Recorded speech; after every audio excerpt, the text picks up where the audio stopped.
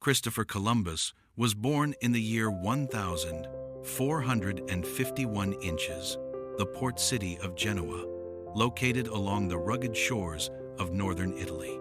His birthplace, surrounded by the smell of briny sea air and the shouts of sailors, was a region known for maritime trade and adventurous spirit. Genoa was alive with merchants, ships, and foreign goods arriving from distant ports. People spoke of lands beyond the known world, of distant islands, of spices and silk, and of cities far across the seas. For a young boy like Columbus, these stories stirred curiosity and imagination. His father, Domenico Colombo, was a wool weaver and sometimes a merchant. The family was not wealthy, and life was often modest. Columbus, whose birth name in Italian was Cristoforo Colombo, did not grow up in luxury. Yet he grew up in an atmosphere where ideas, conversations, and trade flowed like the tides. He attended a local school where he learned reading, writing, and mathematics, but his most influential education came from the sea itself.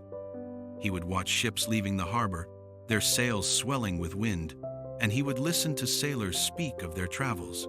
Those early impressions shaped his sense of ambition. As a teenager, Columbus began working at sea. He sailed on trading ships that transported goods across the Mediterranean. He encountered storms, pirates, and shifting conditions of ocean life. These early voyages taught him how to navigate, how to read the stars, how to chart a course, and how to understand currents and winds. He also learned languages. With time, Columbus became fluent in Portuguese, Spanish, and Latin. This ability allowed him to read scholarly works, particularly the works of ancient geographers like Ptolemy and more recent navigators' accounts that speculated about the size and shape of the Earth. During the mid-1400s, Europe was changing. The Ottoman Empire controlled land trade routes to Asia, making spices and silk extremely expensive in European markets. European rulers began searching for new ways to reach Asia by sea. Portugal had already begun exploring the coast of Africa in hopes of finding a route south around the continent and then across the Indian Ocean to Asia. Columbus believed there was another way. He became convinced that the Earth was smaller in circumference than most scholars believed, and that one could reach Asia not by going east, but by sailing west across the Atlantic Ocean. Most navigators and scholars of his time did not dispute that the Earth was round. The debate concerned its size. Columbus believed Asia lay much closer than it truly was. This miscalculation would shape the course of history. He attempted to seek support for this idea first from the government of Portugal. He proposed that the Portuguese king finance ships and crew for a westward voyage. However, Portugal rejected his proposal, believing his calculations were flawed and the voyage too risky.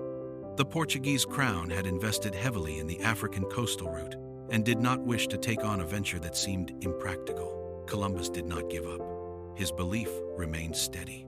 He traveled to Spain next, hoping to gain support from King Ferdinand and Queen Isabella. Spain was a young and increasingly powerful kingdom, having just nearly completed the Reconquista. The Spanish monarchs, however, were burdened by war costs and religious consolidation. Columbus presented his plan to royal advisors. Scholars once again insisted the ocean was far too wide and the risk too high. Thus, Spain also initially rejected him. Yet Columbus did not lose confidence. He stayed in Spain, living in modest conditions while continuing to seek support. His persistence began to attract attention. His personality, at times intense and determined, drew both allies and critics. He developed friendships with influential people within the Spanish court and within religious circles.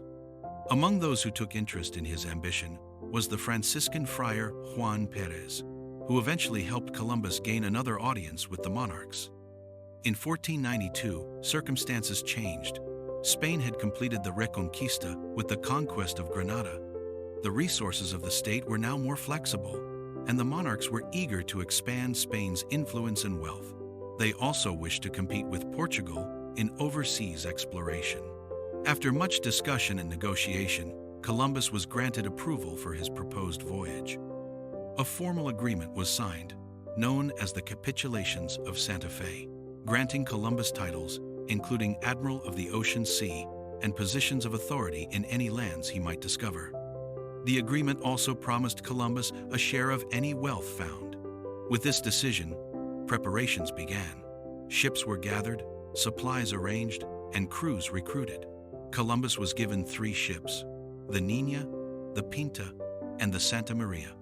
They were small vessels, not grand or luxurious, but they were sturdy enough to hold provisions and withstand Atlantic waters.